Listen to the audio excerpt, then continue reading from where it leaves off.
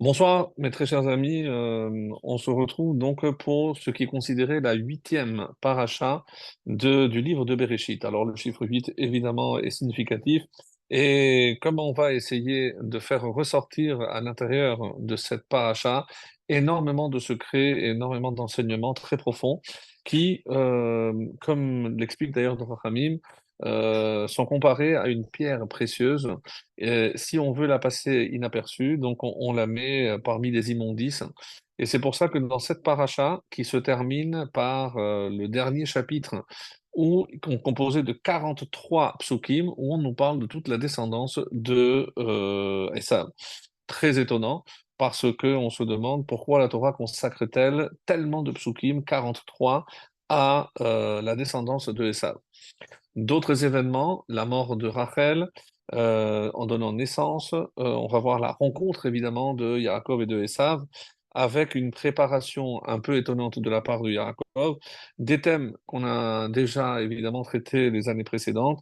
Et avant de poursuivre et de rentrer dans le vif du sujet, j'aimerais bien entendu dédier ce cours à la Refoua Shlema aussi de tous les blessés, tous les otages, ceux qui sont rentrés, et ceux qui rentreront, on espère, très très vite, pour la protection, bien entendu, de toute la population d'Israël, en particulier les soldats qui encore se tiennent sur le front, en espérant que Hachem les protège, qu'on voit la fin à l'issue de cette guerre, qu'elle soit toujours évidemment favorable pour nous, et que Bezrat Hashem, on va, à partir d'un passage très étonnant de cette paracha, essayer de tirer des enseignements aussi sur la conduite à tenir lors d'une guerre. Est-ce que lorsque on est confronté à notre ennemi, et qu'est-ce qu'on appelle un ennemi?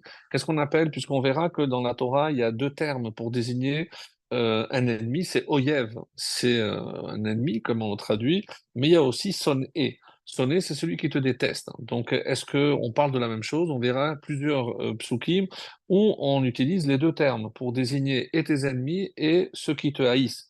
Donc, apparemment, la Torah fait une distinction entre ces deux-là.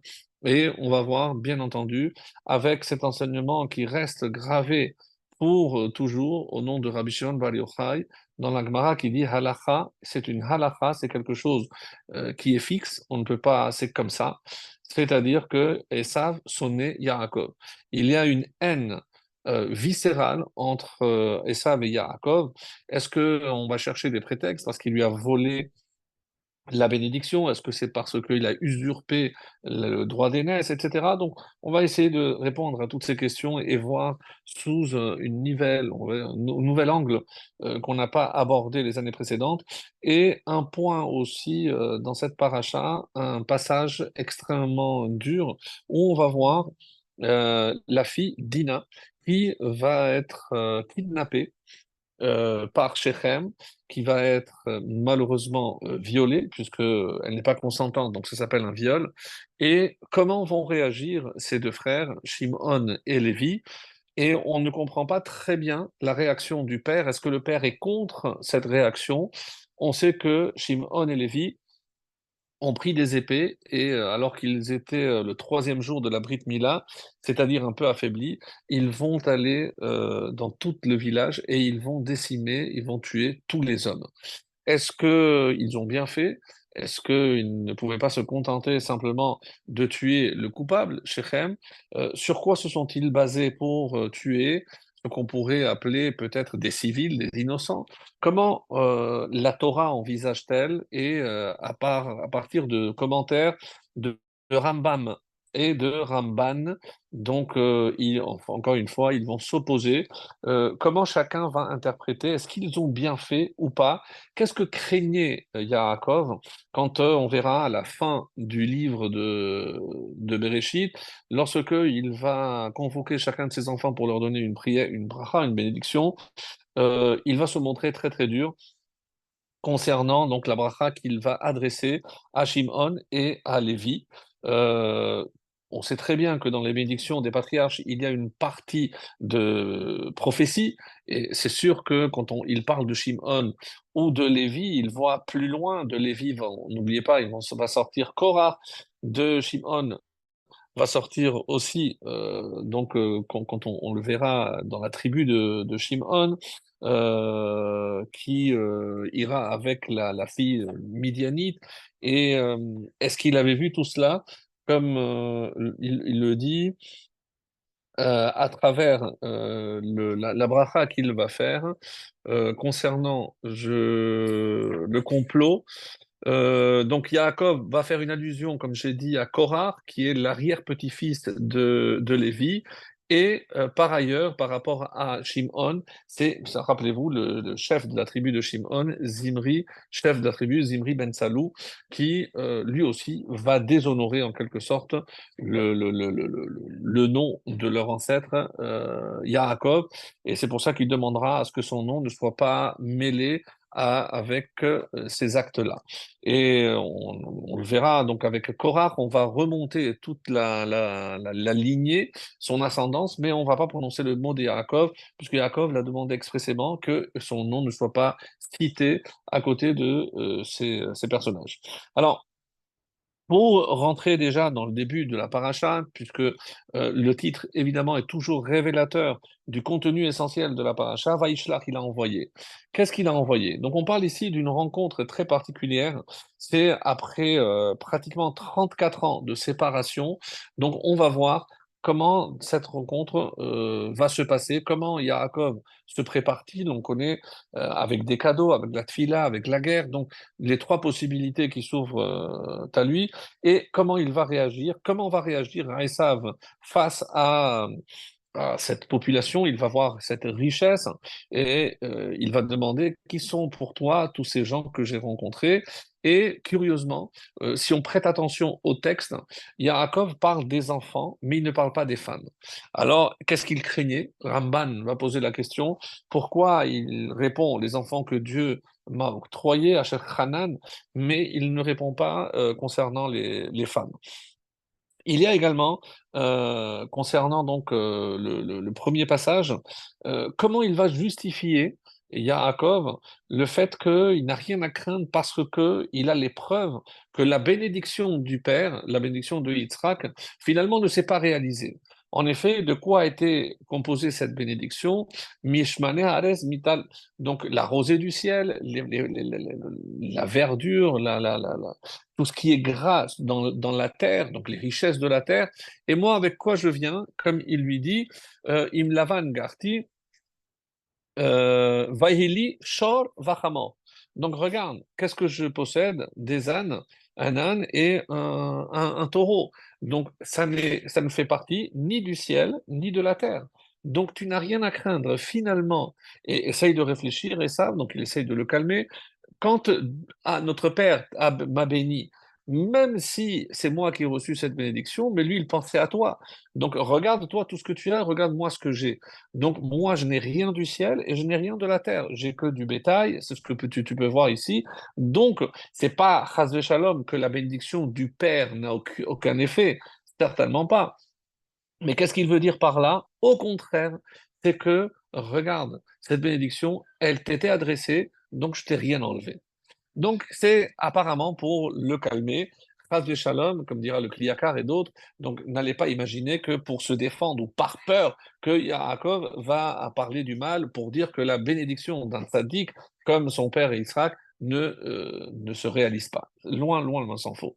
Mais dans les termes, et c'est pour ça que si on remonte au début, Vaishlar, qu'est-ce que Yaakov a envoyé? Alors, deux opinions qui apparemment sont contradictoires. Pourquoi? Parce que certains disent qu'il s'agit de véritables anges, Malachim Mamash, et la preuve, c'est que la fin de la paracha précédente, on a vu comment ces Malachim avaient accompagné. Donc, il a dit qu'aucun homme, à tout le monde, tous les hommes avaient peur de Esav, donc il a dû faire appel à des Malachim. Donc ça, c'est une réponse. Comme Rachid dira. Certains disent non, ben, il a envoyé des hommes en chair et en os, c'est des émissaires.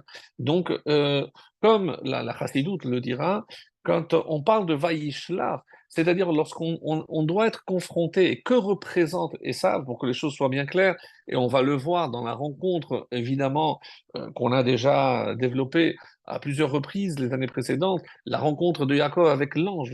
Donc on sait qu'il y a une double guerre, une double bataille, la bataille sur terre et la bataille au niveau du ciel, donc métaphysique, une guerre physique, une guerre métaphysique. Donc, au niveau, et c'est pour ça que la réponse magnifique de Shneur Chotabrid, le Shlah HaKadosh, qui nous dit, mais il n'y a pas de contradiction, parce que Yaakov, il a préparé cette rencontre sur les deux plans, le plan matériel, le plan spirituel, le plan physique et le plan métaphysique. Donc, il a envoyé des anges parce que il savait qu'il y avait une guerre qui devait se dérouler dans les autres sphères, mais il a envoyé aussi des hommes ici. Et bon, c'est un peu long, mais l'explication du Shlah Kadosh, mais on peut dire que chaque mot qu'il envoie, quand il dit Imlavan Garti, donc il lui fait comprendre, j'ai respecté toute la Torah, attention, donc avec qui tu as affaire, je suis un tzaddik, tu n'as pas intérêt à te frotter avec moi parce que je n'ai pas transgressé même lorsque j'étais chez Lavan. Va echar ata. Et j'ai été retardé jusqu'à maintenant.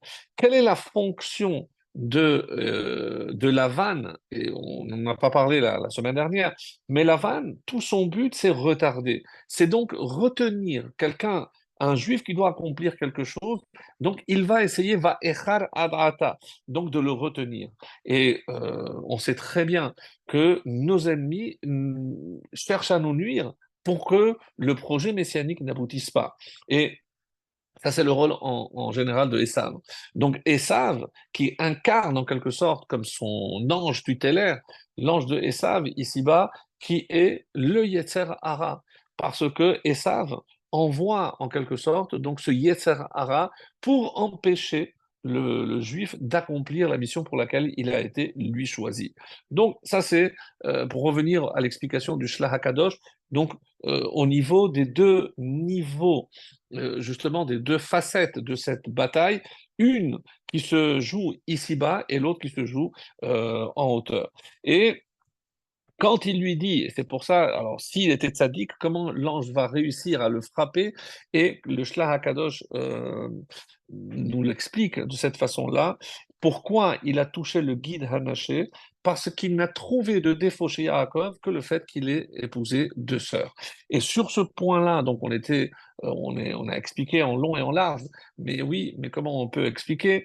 Plusieurs explications. Les deux les plus connues, c'est que quand il a épousé ces deux sœurs, c'est comme si elles s'étaient converties, et une fois qu'on se convertit, il n'y a pas de lien de parenté. Ça, c'est pour l'explication la plus simple. Une autre explication consiste, c'est le Ramban, lui qui dira, non, quand on dit que tous les Avot, ils ont accompli la Torah tout en entier, c'est uniquement en terre d'Israël. Et c'est pour ça qu'il y a un passage extrêmement révélateur. Lorsque, avant de partir, Dieu se révèle à Yaakov, c'était la semaine dernière, et il lui dit, ça y est, c'est le moment de rentrer en Ereskelan, tu retournes à la maison en terre d'Israël. Et là, qu'est-ce qu'il dit? Vaïkra Yaakov, il appelle ces deux femmes et il leur expose, voilà, ton père a commencé à changer la tête. Mais qu'est-ce qu'il a raconté? Hachem donne un ordre, j'ai les femmes, vous prenez les affaires, on emballe et on s'en va. Hachem a donné l'ordre de rentrer.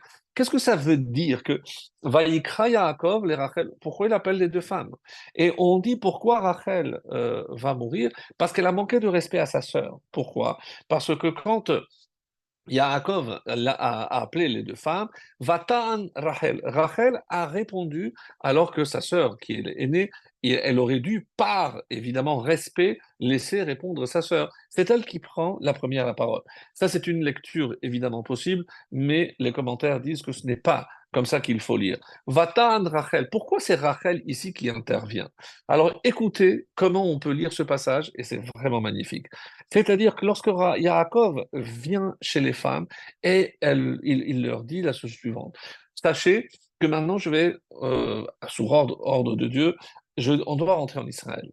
Et vous savez que comme je suis un tzaddik, parce que c'est pour ça que Dieu m'a choisi, en Israël, je ne pourrai pas avoir de femme. Donc il faudra que l'une des deux meure parce que je ne pourrai pas rentrer. Va-t'en, Rachel, Rachel va au-devant. Là, c'est incroyable ce qu'on est en train de dire. Rachel prend sur elle. Je dis, écoute, mon chéri, Je le sais, moi je prends, puisque Dieu a voulu que tu épouses d'abord ma sœur, donc pour l'instant avec ma sœur, tu n'étais pas en faute. Mais dès que tu m'as épousé moi, chaque jour que tu as passé avec moi, ça peut être considéré comme un issour. Même si tu dis qu'en dehors d'Israël, mais je sais très bien que si en Israël, tu ne peux pas avoir de femme, donc c'est moi qui dois laisser ma place.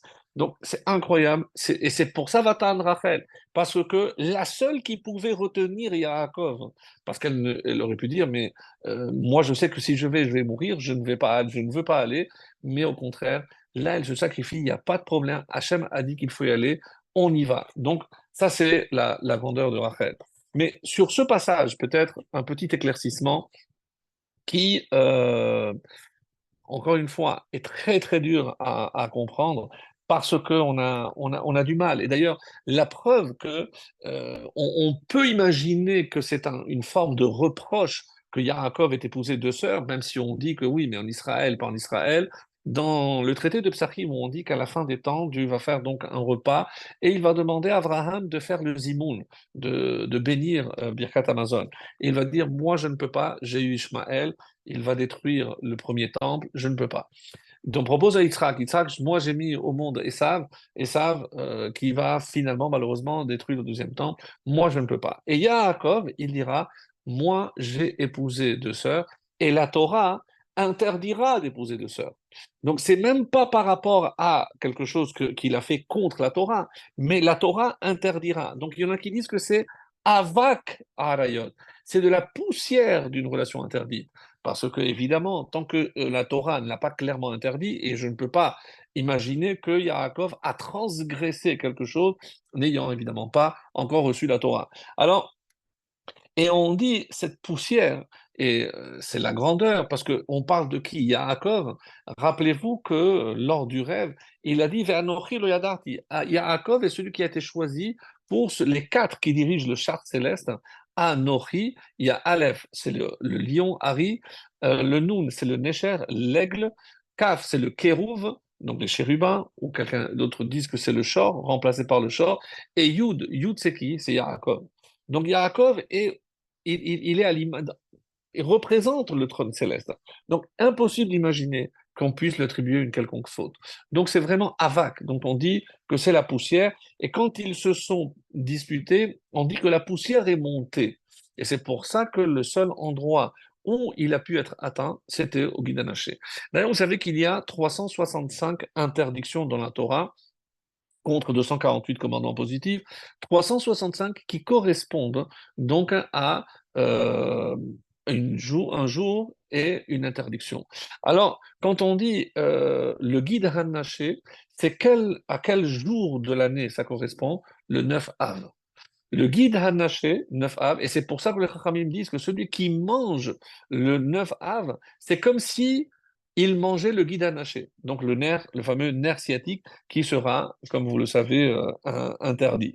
Donc là, pour le coup, donc ce qu'on est en train de dire, que par rapport à Rachel, je voulais revenir sur ce point-là, lorsque elle va prier. Alors, pour ce qui est donc je voulais savoir, non, c'est pas ce que je cherchais, non, voilà. Donc c'est le guide anaché, donc c'est ce qu'on a dit. Maintenant, par rapport à cette discussion qui perturbe énormément, lorsque Rachel va voir son mari et lui dit si je n'ai pas d'enfant, meta anochi, c'est comme si j'étais morte. Alors, comment elle peut dire, bon, il y a beaucoup de commentateurs qui disent, elle n'aurait jamais dû utiliser des propos aussi durs. Donc, est-ce que c'est pas ouvrir la bouche au Satan que de parler de cette façon-là? Comment elle peut s'imaginer que, elle peut parler comme si elle était morte? D'ailleurs, on apprend de Yaakov, de Abraham Avinu, lorsqu'il va acheter le Beata Marpella, il dit toujours Meti, pour l'ikvor et Meti. Alors, il dit non, voilà, prends et tu pourras enterrer, alors qu'il savait que Me'at Marpella visait également d'autres, puisque tous les, tous les patriarches et les matriarches par la suite seront enterrés. Donc, Abraham le savait, mais il ne parle que de Métis. on ne peut pas ouvrir la bouche au Satan. Et comment elle utilise ce terme de méta-anochi? Et d'ailleurs, ce qui est aussi un peu étonnant, même si on ne l'a pas dit, hein, on a lu ce passage, c'est la réaction extrêmement, on va dire, un peu virulente de Yaakov, qui s'énerve. Pourquoi il s'énerve? Donc elle dit, prie pour moi. Regarde, ton père aussi l'a prié pour ta mère, et voilà, vous êtes arrivés, toi et ton frère. Donc tu vois bien que Vayatarlo, donc on voit bien que Abraham, Hachem a écouté ton père. Donc moi, peut-être que je n'ai pas assez de mérite, mais pourquoi toi, tu ne pries pas pour que moi j'ai un enfant? Tzadik Gozer, Vakadosh Hu Mekayem. Si tu peux décider que je dois avoir un enfant, alors Hachem, il est gozer. Comment se fait-il que même si tu pries, alors peut-être que tu n'es pas un vrai tzaddik? Et elle s'est un peu emportée. Elle a dit, si tu n'es pas un tzaddik, ça veut dire que tu es le contraire. Alors Vaïcha, là, il s'est mis en colère. Comment tu peux me dire une chose pareille, Rachel? Atachat Elohim Anochi, est-ce que je suis à la place de Dieu? Alors, plusieurs lectures possibles. Qu'est-ce que ça veut dire à la place de Dieu? Donc, si tu n'as pas de matrice, moi, je ne peux pas créer une matrice. Sarah, c'est Hachem qui a fait le miracle. Moi, je ne peux pas créer une matrice, Atachat Elohim. Donc, qu'est-ce que tu me veux? Moi, je prie, mais c'est Hachem qui décide. Je ne peux pas. Ça, c'est une possible lecture. Une autre lecture aussi très intéressante, c'est que Hatachat Elohim Anochi. Donc là, nous sommes en dehors d'Israël. Donc, on sait que tant qu'on est à l'extérieur d'Israël, chaque nation, chaque pays a un ange. Ou est-ce que c'est Hachem qui s'occupe exclusivement de ce qui se passe? C'est chez lui, c'est-à-dire en Israël.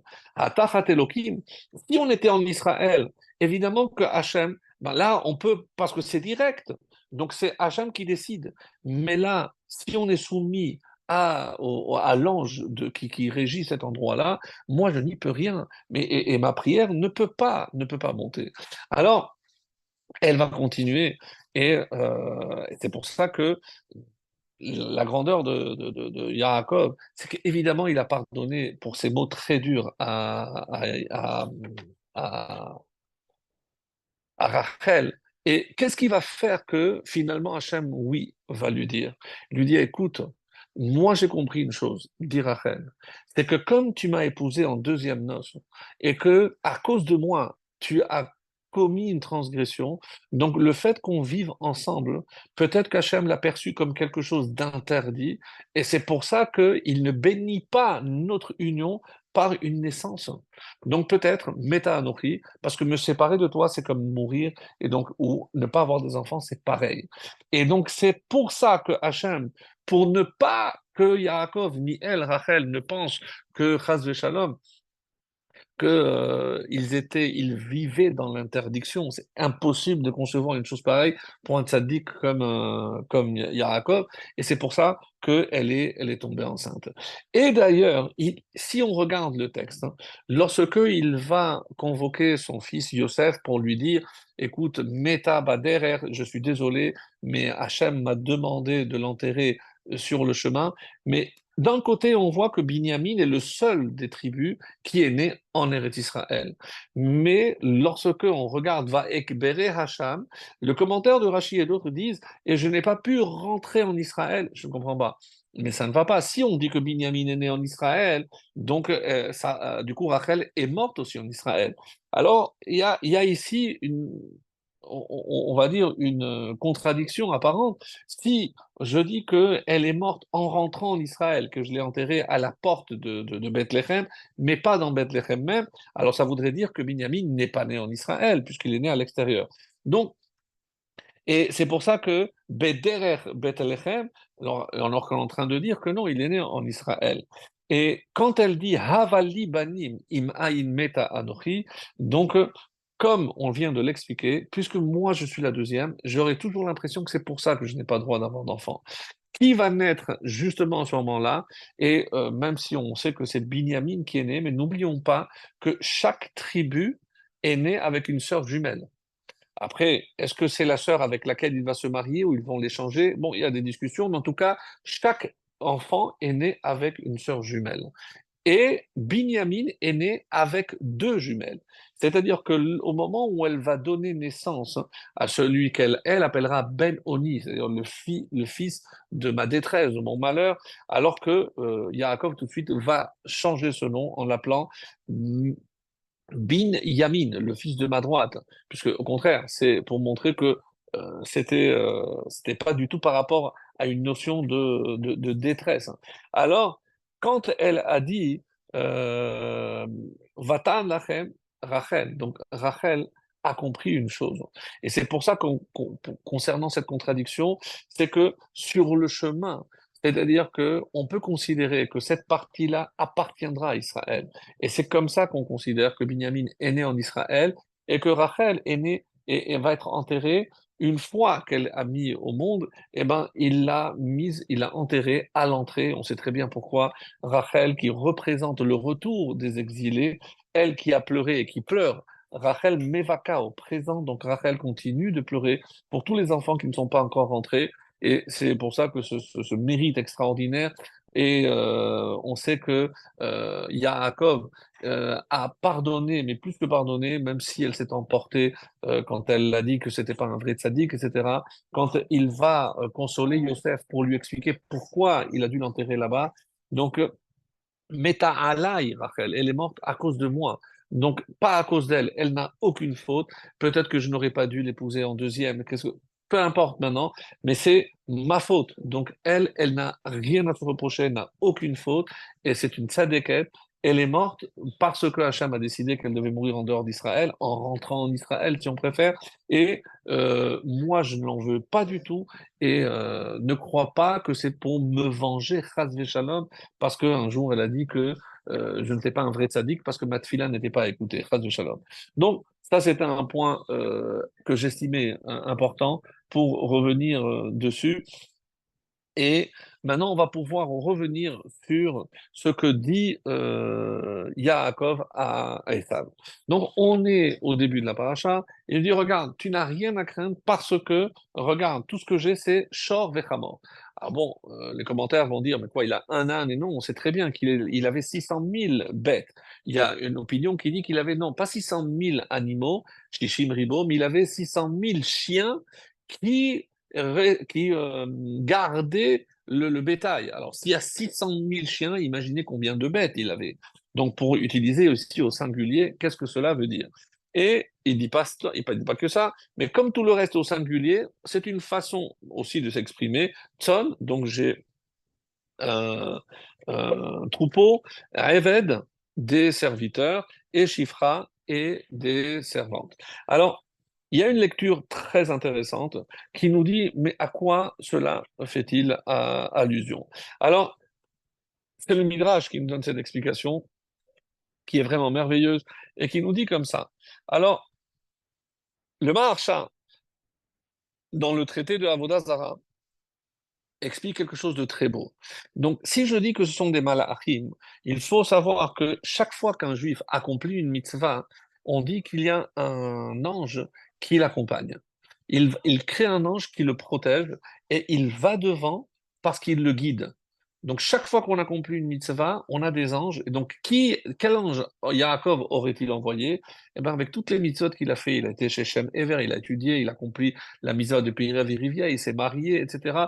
Donc, tous ces anges-là, et apparemment, on parle ici de 4000 ribos, donc 4000 myriades. Donc, de quoi, ça fait combien? C'est 40 millions. Bon, je ne sais pas comment il n'a pas eu peur. Donc, 40 millions d'anges il a envoyé. Alors, est-ce que c'est contre les 400 de Esav? Certainement. Mais bon, on s'en tient là pour l'instant. Donc, d'après ce qui est marqué dans les Chachamim, Arba'im Ribo. 4000 myriades, donc 4000 multiplié par 10 000, donc on parle de 40 millions d'anges.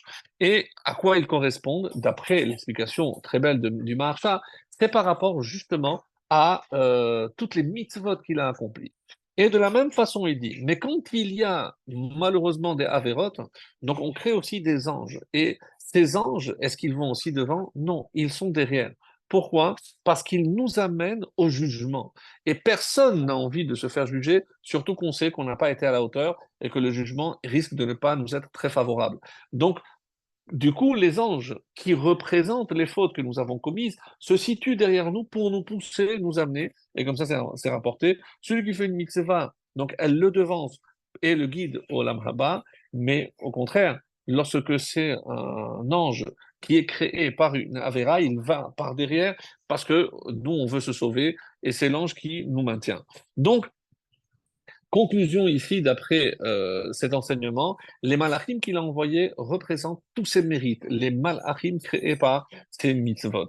Et, pardon, donc Chazal nous dit que maintenant, je suis prêt à me battre avec toi. Et pourquoi? Parce que d'après le Midrash, qui c'est le Shor? Shor, Bechor Shoro Hadarlo. Qui va recevoir dans sa bénédiction une comparaison au taureau? C'est Yosef. Et Chamor, qui est le Chamor? Qui va être celui qui va être comparé à l'âne? C'est Issachar. Donc Issachar, Chamor Garem. Issachar représente la Torah et Yosef, qu'est-ce qu'il représente? Justement, c'est une force et comme c'est marqué, qu'au moment où il est né, alors il a décidé de partir. Pourquoi? Comme Rachid le rapporte, qui nolad Tano Sitno Shel Yaesav, celui qui a la force de venir à bout de Esav. Et c'est pour ça que quand on parle de Mashiach ben Yosef, et on va le voir dans un paragraphe très très beau, si le temps nous le permet, ça va, on est dans les temps. Donc, très beau. Comment on peut imaginer ici que Yosef représente Mashiach ben Yosef, celui qui va venir à bout de Esav. Donc, mais dans cette optique-là et dans cette lecture, il nous reste aussi qui sont les autres. Parce que si je parle de Shor et Hamor, donc sache, Esav, que moi, je suis armé parce que si tu veux te battre avec moi, donc la première réponse qu'on a donnée, tu n'as rien à craindre parce qu'au niveau de la bénédiction, regarde ce que j'ai eu. Mais concernant l'ange, c'est-à-dire un niveau métaphysique, qu'est-ce qu'il est en train de lui dire? Sache que je suis armé, j'ai Yosef qui est la force ici-bas et Issachar qui représente la Torah qui est la force en haut. Donc j'ai les deux parce que pour mener une guerre, on l'a déjà expliqué, il faut les deux dimensions, la dimension matérielle représentée par Yosef et la dimension spirituelle de la Torah représentée par Issachar. Donc je n'ai rien à craindre, sache que je n'ai pas peur de toi, et si on doit aller se battre, on se battra jusqu'au bout, mais attention, tâche, tous ces malachim, c'est tous les mérites que j'ai, et j'ai derrière moi Issachar et Yosef. Donc maintenant, gare à toi, moi je t'ai averti, on va voir ce que tu décides de faire. Alors, ça c'est par rapport à l'interprétation que l'on peut donner. Donc, Shor, c'est Mashiach ben Yosef, le Hamor, certains disent, une autre lecture on peut donner aussi, c'est le Mashiach ben David. Et pourquoi? Parce qu'on dit qu'il vient sur un âne. Donc l'âne, donc attention, sache que de moi, grâce à Rachel et grâce à Léa, il y aura Mashiach ben Yosef et il y aura Mashiach ben David.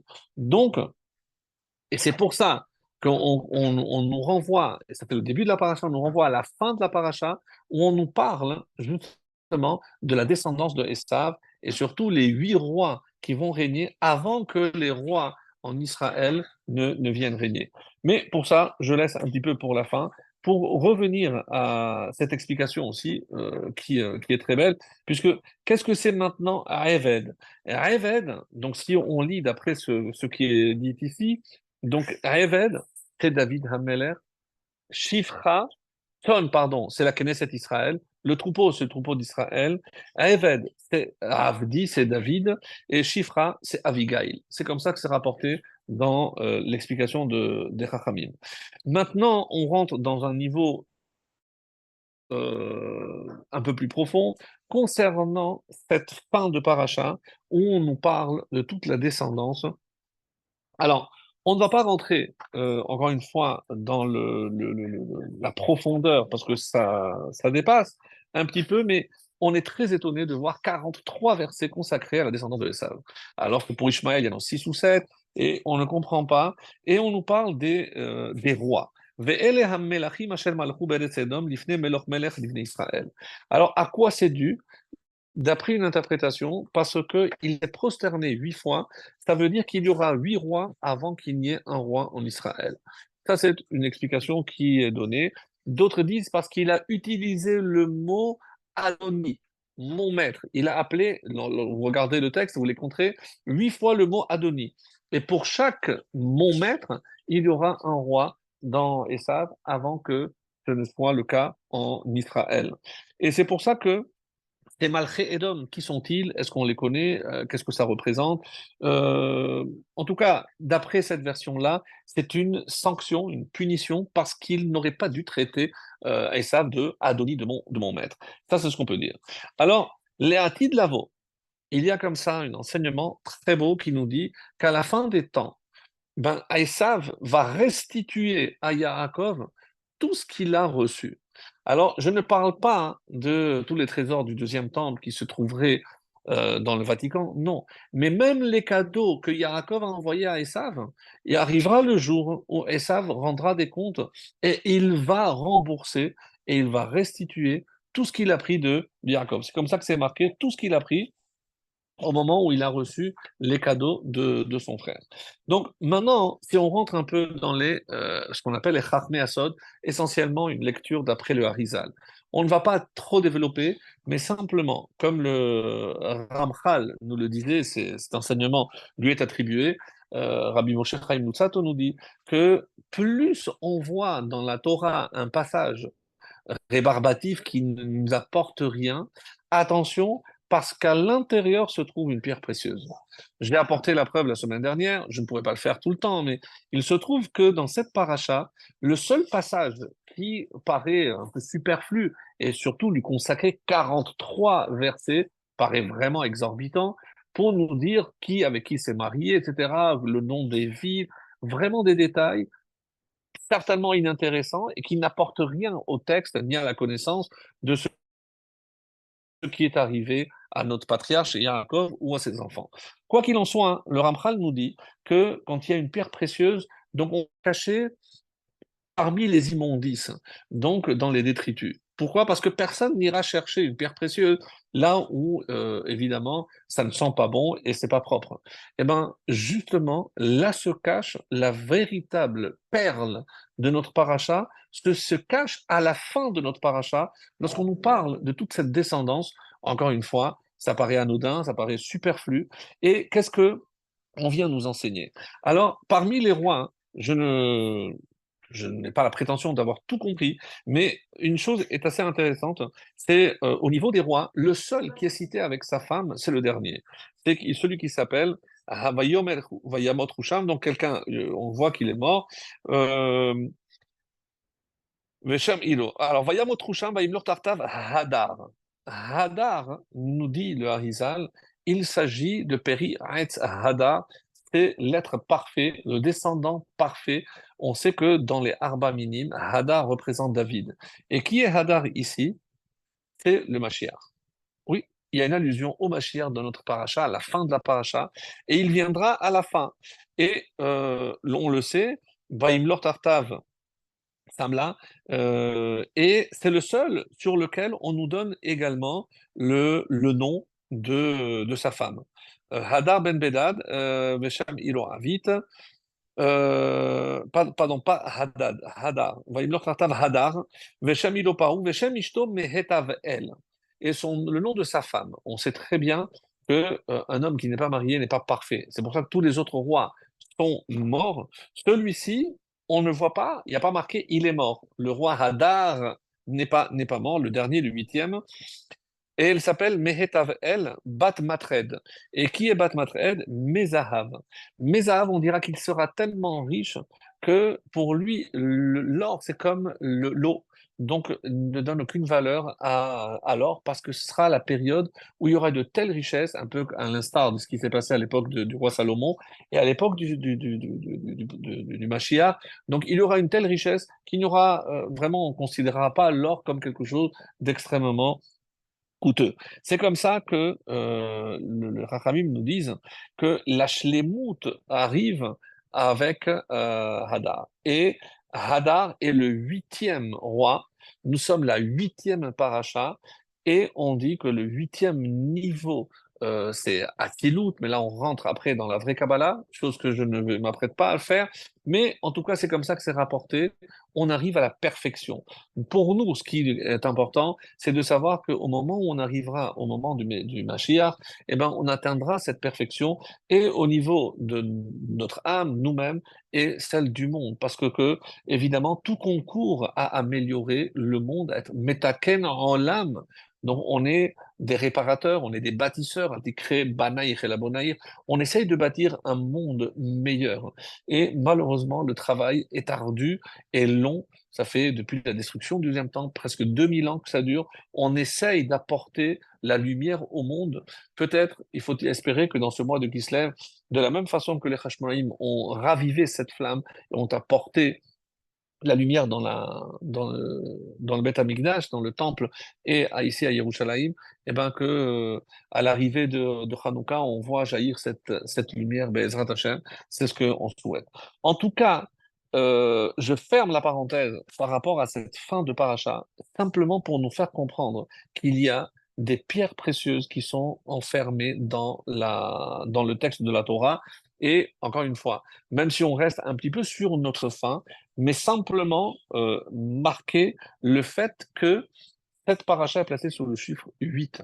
Donc 8 rois, donc huitième paracha, voilà. Et maintenant, on pourra revenir sur la rencontre. Lorsque ils se voient, qu'est-ce qui se passe exactement? Donc on a vu un petit peu l'argumentaire de Yaakov pour essayer de freiner la, la colère de Esav, et surtout, et c'est ça ce qui est important, comme le Midrash va nous l'apporter, qu'est-ce qui s'est passé réellement? Alors, il l'a embrassé, et Vaïnachekehu, et Vaïchakehu, et là-bas, il m'a dit non, on ne dit pas Vaïchakehu, Vaïchachehu, il l'a mordu. Et c'est pour ça que sur ce mot, il y a des points. C'est-à-dire, attention, ne lis pas ce qui a marqué, contrairement à ce que Rashi, au nom de Rashbi, Rabbi Shimon Bar Yochai nous dit, oui, et c'est lui qui a dit, la halakha, que Yaakov, il est détesté par Esav. Esav sonnait Yaakov, sauf à ce moment-là. Incroyable. À ce moment-là, il dit, quand il l'a embrassé, il était sincère. Lorsque il a dit, viens, on va marcher ensemble, il était sincère. Mais Yaakov va mettre un holà, je dis, c'est pas le moment. Et donc, jusqu'à la fin, vers Moshi et Mehatzion, Nishpot et Aresav, ce sera la fin de notre Haftara, l'Haftara qui est tirée du prophète Ovadia. Et encore une fois, un texte merveilleux qui mérite d'être lu. On parle là-bas de Torfat, de la France, on parle de Séfarade, on parle d'Espagne, on parle de beaucoup de choses, mais par rapport à cette rencontre, donc qui est, on va dire, idyllique, parce que c'est la rencontre de deux frères après plus de 3000 ans de séparation. Oui, et Esav se sépare, donc après, il ira vers d'autres horizons, le christianisme, etc., tout ce que vous voulez, et on verra dans l'image, le rêve de Daniel, du prophète Daniel, où il a fait des rêves, il a vu certains animaux qui correspondent aux quatre exils, mais lorsqu'il parle de le quatrième animal, c'est le deuxième jour, donc il fait un rêve séparé. Et d'ailleurs, c'est très curieux parce que quand on parle, par exemple, des animaux interdits, impurs, on parle des trois en groupé, donc le lièvre, le lapin, ça dépend comment on le traduit, et le chameau, et le chazir à part. Donc c'est un autre verset. Dans un autre rêve, qu'est-ce qu'il voit? Il voit un monstre, donc il n'a pas de forme, avec 10 cornes. De ces 10 cornes, il y a encore d'autres petites cornes qui sortent, des cornes avec des yeux incompréhensibles, un texte vraiment obtus il en est. Mais d'après l'explication, on dit que puisqu'il y a eu quatre animaux, ça veut dire que ce quatrième animal, qui ne correspond pas à un animal connu, représente l'exil de Édom, le plus difficile, avec des ramifications. Et des ramifications qui sont attribuées aussi à Ishmaël, qui viendra aussi jouer un rôle à la fin des temps, comme on le voit, malheureusement encore déjà. Et comment expliquer qu'il y a plusieurs cornes, alors que bon, parce que ça va frapper sur plusieurs plans.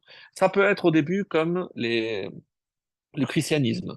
Ensuite, on pourra voir les croisés, il y aura les pogroms, il y aura jusqu'à la Shoah, et chaque fois, Esav donc s'invente un nouveau apparat et il vient pour faire du mal, pour encore une fois détruire son frère Yaakov.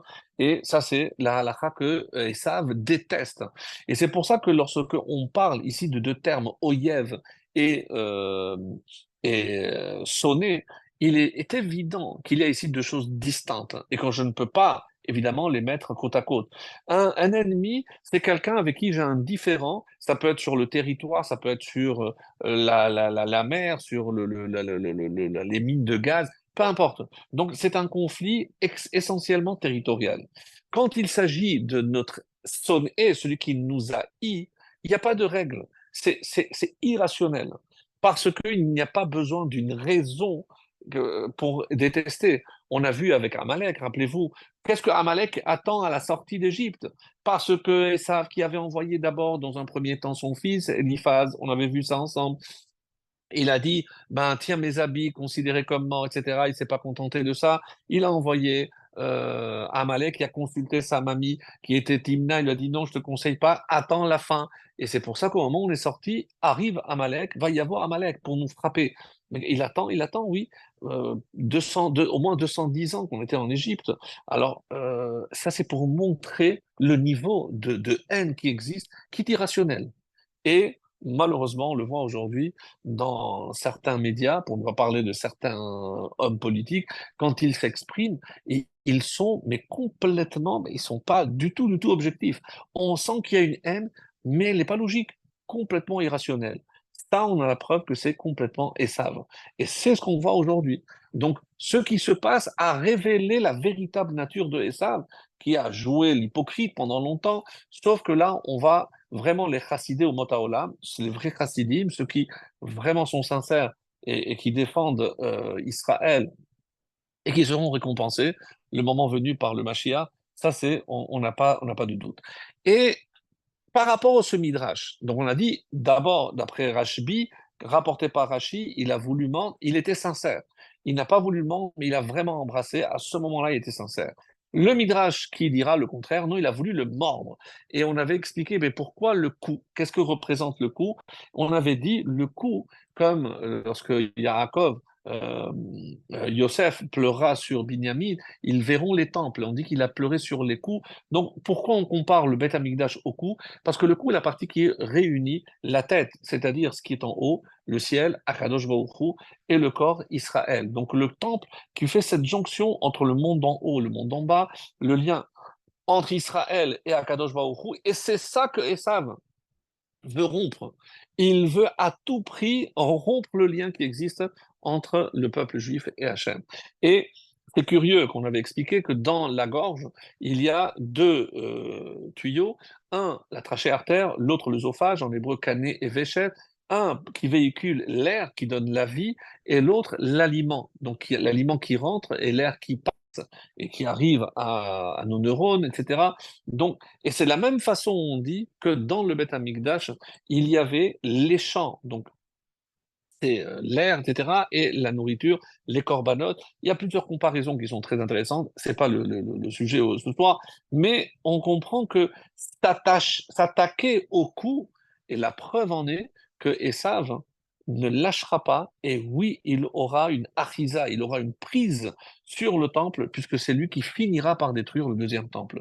Donc, ça conforte un peu ce que le Midrash veut dire ici, qu'il a voulu toucher à l'essence même qui est le temple et il finira par y parvenir puisque malheureusement il finira par le détruire. Un détail très très beau du Pirkei de Rabbi Eliezer. Pirkei de Rabbi Eliezer, au chapitre 48, nous dit qu'il y a un lien entre les 5 lettres et la Géoula. Les 5 lettres, ce qu'on appelle Mantzapar, donc c'est pas de la vraie Kabbalah, simplement, c'est des lettres doubles. Pourquoi ce sont ces lettres qui sont doublées? Parce qu'elles représentent forcément quelque chose de beaucoup plus élevé. Et on dit que chacune des lettres représente une Géoula, une délivrance. Et je vous le lis très rapidement, sans donner trop de détails. Et la lettre Kaf, on la retrouve chez Abraham. Abraham a été libéré parce qu'il y a marqué Lech lecha me arsecha mimolatecha. Donc le Kaf, c'est une façon de libérer Abraham. Le même, donc c'est par rapport à Yitzhak, lorsque il va être chassé par le roi de Guérard, par Abimelech, en disant Lech meimanu ki atzamta mimenu.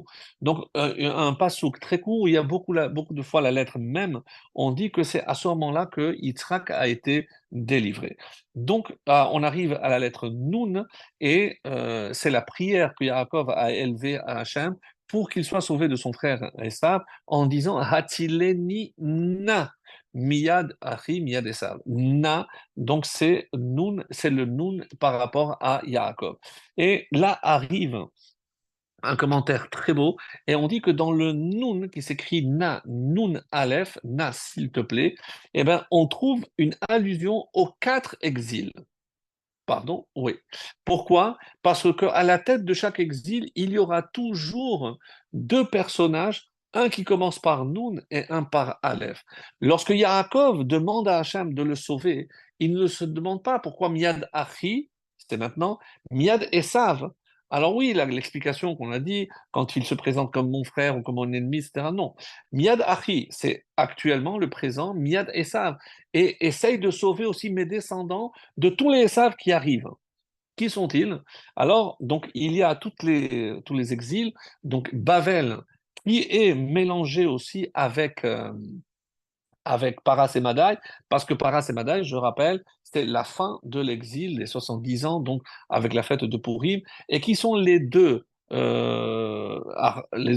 artistes, donc le destructeur Nebuchadnezzar et le méchant à Purim, Achashverosh, Nun Aleph. Donc ça, c'est par rapport aux 2 premiers exils, Bavel et Madaï.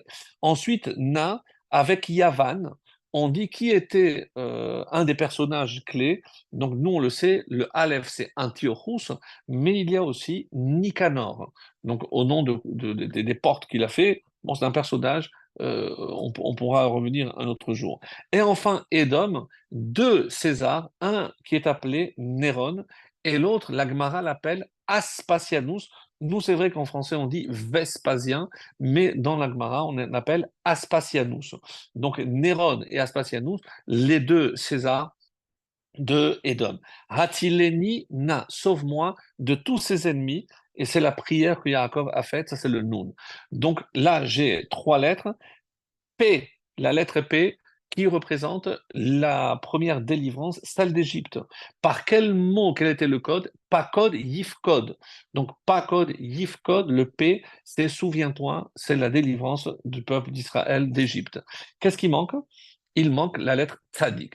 Et tzadik, mes amis, c'est notre délivrance à nous, celle qui arrivera, comme le verset dit, ish temar shemo. Donc, dans les prophéties, le terme, l'appellation du Mashiach, c'est Tzemar. Dieu fera bourger Tzemar David, c'est-à-dire le tzaddik c'est une allusion à la délivrance finale. Et ce qui est très intéressant, si vous vous rappelez, on avait apporté des fois des enseignements de Rabbi Shimshon de Ostropoli, et il dit comme ça dans le verset d'Isaïe 24, le chapitre 24, le verset 16, Mikenaf haaretz zemilot shamarnu, je vous lis la traduction en français, nous avons entendu des hymnes, des chants venant de la lisière de la terre. Donc, quand est-ce qu'on on élève un chant?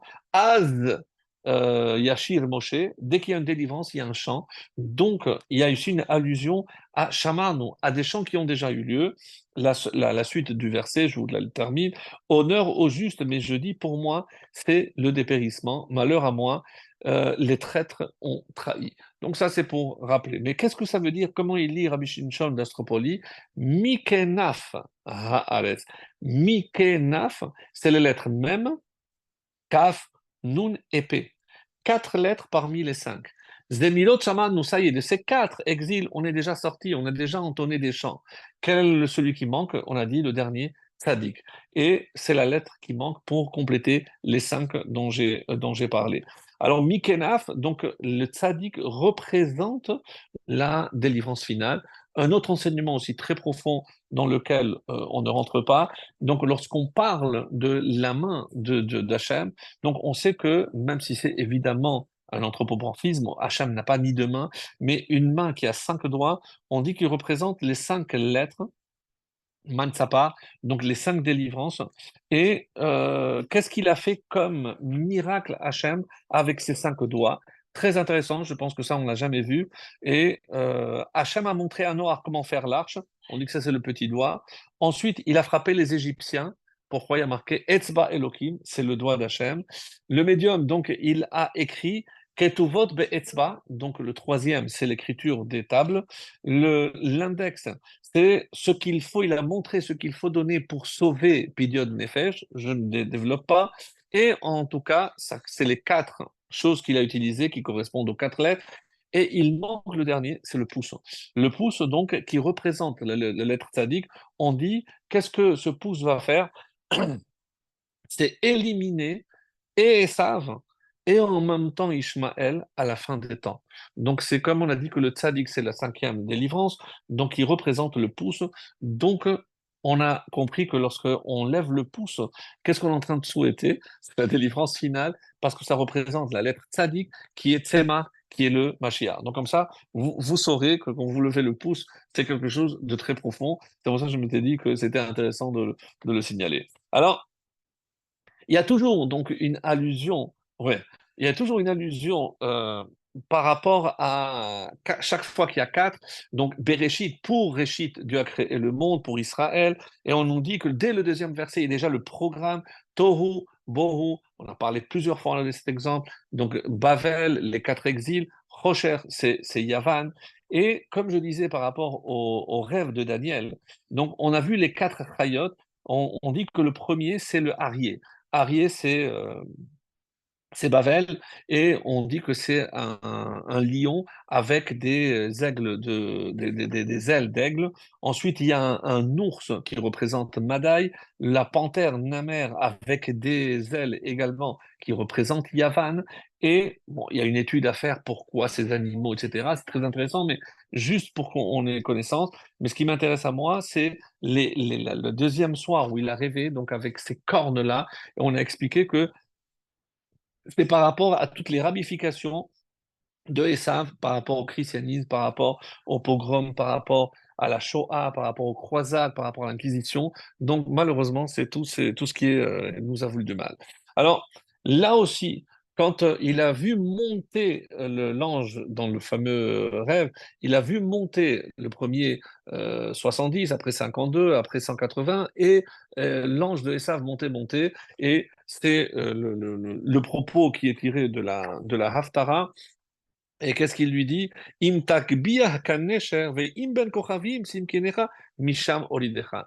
Même, et ça c'est donc, on est au verset 4 qui dit, euh, quand bien même tu t'élèverais tel un aigle et ferais ton nid parmi les étoiles, je te précipiterai de là-bas. Donc une allusion à la chute de Esav qui s'opérera par Hachem lui-même.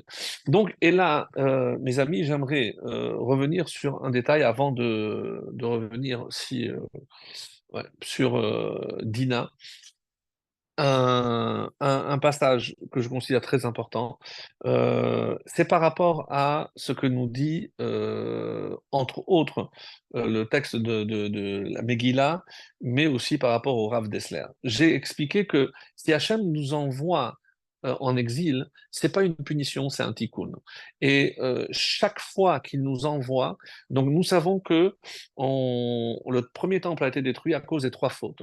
Et donc, suite à cela, il y a Bavel, Paras et Madaï et Yavan, les trois fautes qui correspondent à Shfichut Damim, le meurtre, la Vodazara, l'idolâtrie et les relations interdites. Donc, il a fallu passer par ces trois nations, par l'exil, pour réparer ces trois fautes. Et l'exil de Édom, qui est le plus long, qu'est-ce qu'on a dit par rapport à Édom? Qu'est-ce qui le caractérise? C'est la A. C'est-à-dire que Yaakov, il sent que son frère, Esav, sonnait.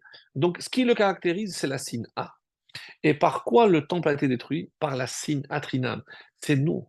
C'est-à-dire, on va chez celui qui, pour que l'on reconnaisse notre erreur, nos fautes à nous, c'est parce qu'à l'intérieur du peuple juif, il y a cette signe A. Et Dieu nous amène là-bas pour réparer cette signe A. Alors, comme ça, c'est marqué, c'est la galoute de la A. Donc, c'est vrai qu'il, depuis le début, il veut le tuer. Quand est-ce que va y avoir Amalek, comme les Baal Tosfot nous dit, et c'est ce que j'expliquais tout à l'heure, c'est parce que Amalek veut accomplir la promesse faite à son ancêtre, qui était Esav, de tuer Yaakov. Et ça, c'est la vraie A. Alors, regardez, écoutez cette Gemara magnifique qui est dans le traité de Megillah, en bas de la page 6. Qu'est-ce qui a marqué? C'est un enseignement qui est cité au nom de Rabbi Yitzhak. Et il dit, qu'est-ce qui est écrit? Al titen Hashem ma'avayer rasha zemamo al tapek yarumusela. Ne consent pas Hashem au désir du mécréant, n'enlève pas l'anneau de son nez afin qu'il puisse être glorifié. Donc, c'est un passage qui se trouve dans les psaumes, 140. Alors, il explique. Amar Yaakov livna kadosh baruch Hu. Si je rapporte ça, c'est parce que c'est la prière que Yaakov a élevée à Hachem. Qu'est-ce qu'il lui a demandé? Ribono shel olam, maître du monde. Al titen le Esav arachat avat libo. Je t'en supplie, n'accorde pas à Esav, le mécréant, avat libo, le désir de son cœur. Zemamo al tafek, et n'enlève pas l'anneau. Qu'est-ce que ça veut dire? N'enlève pas l'anneau parce que comme ça tu peux le tenir. C'est une allusion, donc on passe à Amoud Bet. Germamia shel Edom. Germania, alors sachez que le Gaon de Vilna, dans Yoma, corrige.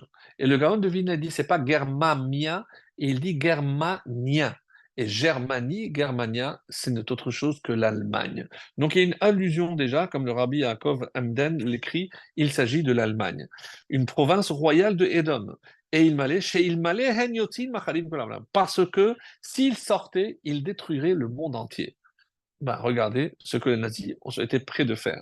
Et la Gemara explique qu'est-ce que c'est à propos de Germania, et c'est Rabbi Chama Bar Hanina qui a dit il y a 360, il y a 300 princes couronnés en Germania, et il y a 365 seigneurs à Rome. Chaque jour, les uns vont à la rencontre des autres, et l'un d'entre eux est tué, et c'est comme ça qu'ils sont occupés à nommer un nouveau dirigeant.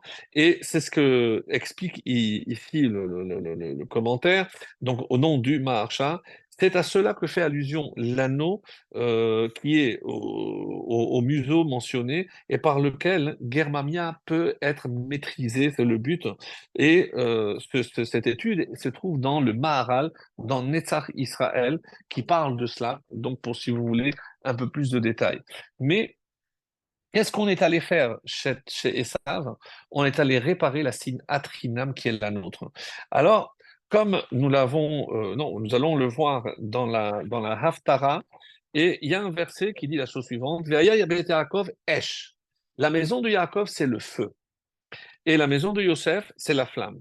Et comment est appelé, désigné la maison de Esav? Cash. Alors, écoutez, c'est comme c'est beau, c'est magnifique. La maison de Yaakov, c'est Esh. Donc, un feu qui construit. Quelle est la force de Yaakov? Aleph, soit c'est le Hémet, c'est ce qu'on en serait tenté de dire, mais Aleph, c'est aussi Ahava, c'est l'amour. Et Shin, c'est le Shalom. Lorsque chez Yaakov, il y a l'amour, la Ahava, le Hémet et le Shalom, alors Yosef peut enflammer. Et qu'est-ce qu'il détruit? La maison de Esav. La maison de Esav cache. Cache, c'est la paille. Qu'est-ce que c'est qui? Kouf et Shin cache. Et il dit comme ça. Kouf, c'est la kin'a. La kin'a, c'est la jalousie. Et qu'est-ce que c'est le Shin? C'est la sin'a. C'est la haine. Donc, comme c'est beau, quelles sont les armes contre Esav, contre la jalousie, contre la haine? Nous, on apporte l'amour et on apporte la paix. Voilà, mes amis, ce qui est écrit dans cette Haftara extraordinaire. Et ben, vous connaissez évidemment la fin de la paracha, puisqu'on dit comme ça, je vous lis directement en français, et les exilés de cette légion d'enfants d'Israël, on parle du royaume du Nord, qui auront été dispersés parmi les Cananéens, aussi loin que Tzorfat, la France, et les exilés de Jérusalem, le royaume du Sud, qui sont séfarades. Certains disent, c'est pour ça que le Mashiach sera séfarade, puisqu'on vient de dire que Yehuda les royaumes du Sud sont allés à Sfarad. Donc forcément, bon, ça, je ferme la parenthèse. Ils prendront possession des villes du Sud. Des princes d'Israël monteront sur la montagne de Sion comme des libérateurs pour faire justice sur le mont d'Ésaü, et la souveraineté alors appartiendra à Kadosh Baruch Hu. Donc une haftara vraiment magnifique et tellement, tellement, tellement prophétique. Alors, je disais que même si c'est pas en lien, qu'on peut faire, puisqu'il y a Hanouka tout de suite, et on en parlera, puisque on dit qu'il a fait marche arrière, que qu'est-ce qu'il a perdu? C'était cette fiole, avec laquelle donc on retrouvera et avec laquelle Moshe va oindre les instruments, donc une huile particulière. C'est celle qu'il a trouvée au moment où il s'est réveillé. On dit qu'il a mis de l'huile sur les pierres. D'où venait cette huile? On dit que c'était une huile d'en haut. C'est pour ça qu'elle était miraculeuse. Et c'est pour ça qu'il tenait absolument, parce qu'il savait que d'autres miracles viendraient, notamment celui de Hanouka. Mais moi, je veux sauter, si vous permettez, à Pessah. Oui, à Pessah. Pourquoi? Parce qu'on nous dit, en parlant de cette haine, cette jalousie, regardez comment on dit. On parle du chant de Chad Gadia, Chad Gadia. Et comme on le sait, Gedi, c'est 17, on dit que c'est une allusion à Yosef, que Yosef a été vendu, etc., etc. Donc, une explication connue parce qu'on avait déjà donné dans les cours précédents, surtout à Pessah. Le Gaon de Vilna, alors lui, il pose une question. Pourquoi on dit Chad Gadia, Chad Gadia? Pourquoi deux fois? Donc, il y a deux chevreaux ici. Pourquoi deux? Et il donne une autre lecture magnifique et il dit non. Les deux chevreaux, à quoi ils font allusion? C'est à les deux que Rivka a préparés. Izim. Donc elle a pris deux. Et pourquoi deux? Alors on a dit que c'était pour Korban Pessa et Korban Chagiga parce que c'était Pessa. Il y en a qui disent, et c'est ensuite une explication, Tov, Izim Tovim. Qu'est-ce que ça veut dire Tovim? Bon. Tovim Lecha, parce qu'ils sont bons pour toi, parce que grâce à ça tu auras la bénédiction. Mais Tovim Lebanecha, mais aussi pour tes descendants. Et le Midrash ici cité par le Gaon de Vilna, nous dit pour Yaakov, parce qu'il va avoir la bracha et la bechora, et la bénédiction et le droit d'aînesse. Mais pour les descendants, on dit que ces deux boucs font allusion à la manière de nous faire pardonner, c'est à Kippour, grâce à cela.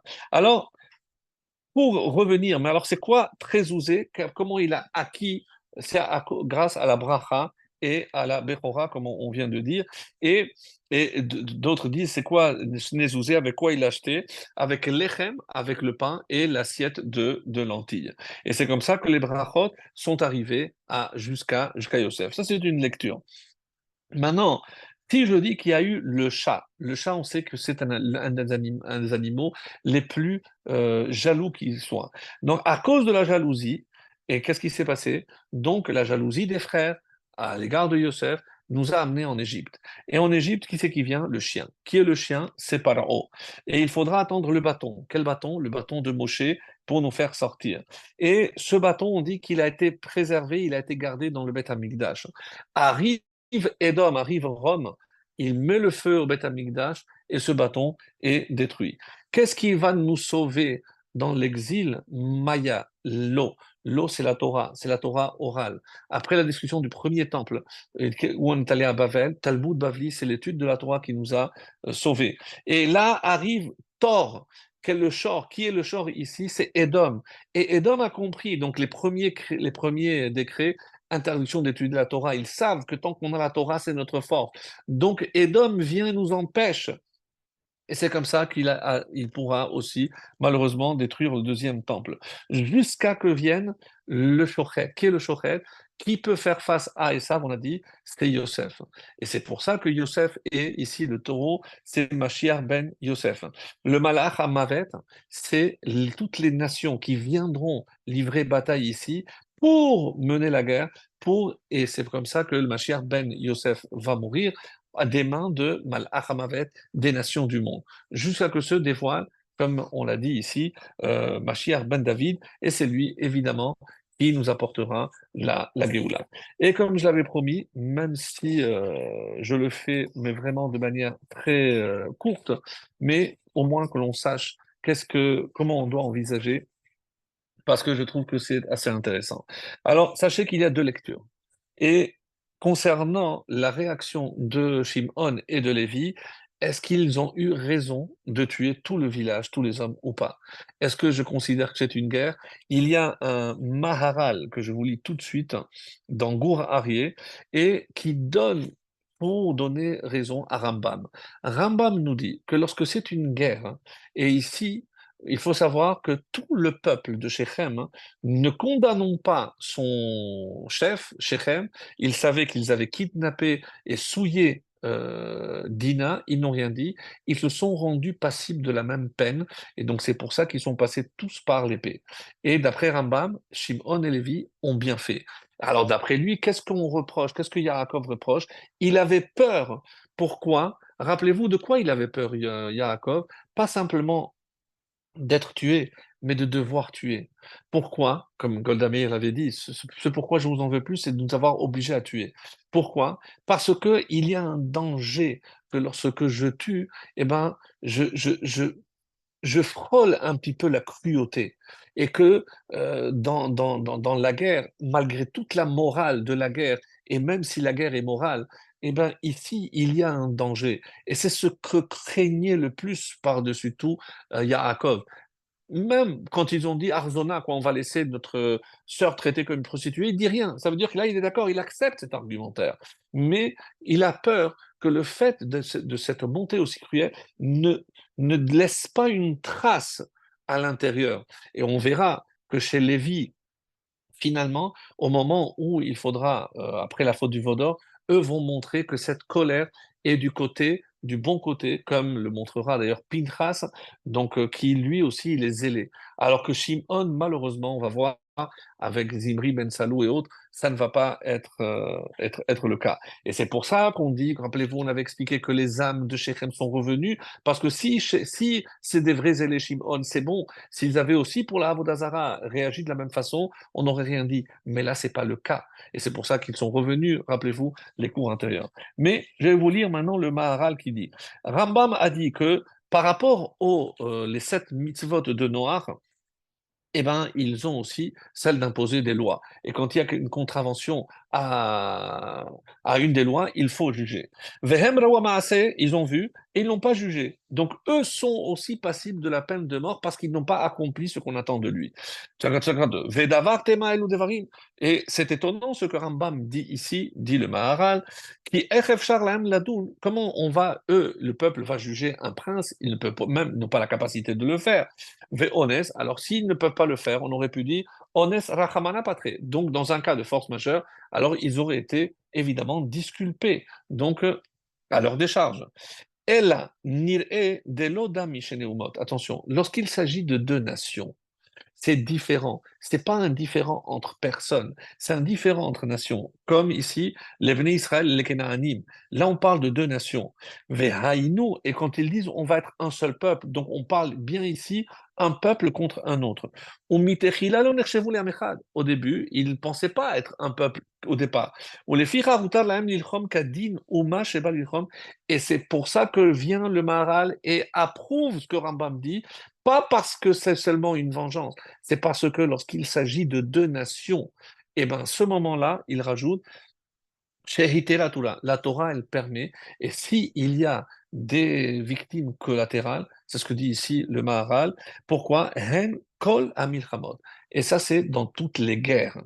Donc, il n'y a pas de place ici pour dire non, ceux-là, ils sont plus innocents, ceux-là, ils sont moins innocents, lorsque c'est une guerre entre 2 nations, 2 entités qui s'affrontent, donc il n'y a pas de distinction à faire, d'après ce que dit ici. Ramban, lui, n'est pas d'accord, et c'est pour ça que c'est intéressant. Et il dit, beaucoup posent la question, c'est Ramban sur ce passage, nous dit, mais comment? Les Bnei Yaakov, c'est des tzadikim. Et il dit, comment ils ont pu verser dam naki, du sang innocent? Incroyable, les termes, vraiment, on se croit en plein dedans. Et Ramban va apporter cette explication. On sait très bien que lorsque on va assiéger une ville, écoutez bien, et il faut toujours laisser un espace pour laisser sortir ceux qui ne prennent pas part à cette confrontation. Donc, on leur laisse la possibilité de se sauver par là. Chez Imir Toulivroa, donc, ils peuvent se sauver.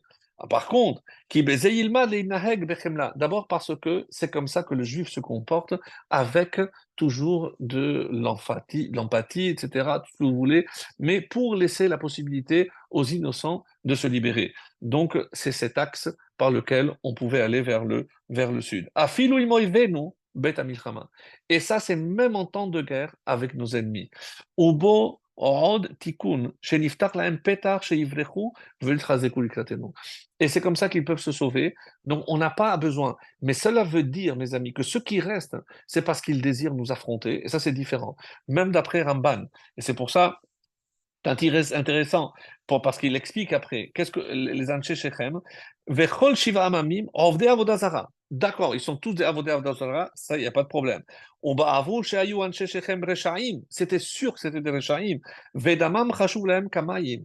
Ratsu, Shimon et Lévi, Lehinakem Bahem. Et c'est pour ça ce qui explique que pour Shimon et Lévi, ils ont fait leur calcul, ils ont considéré que c'est tous des Reshaim. Mais par contre, Yaakov, il va leur en vouloir dans cette bénédiction qu'il va leur faire.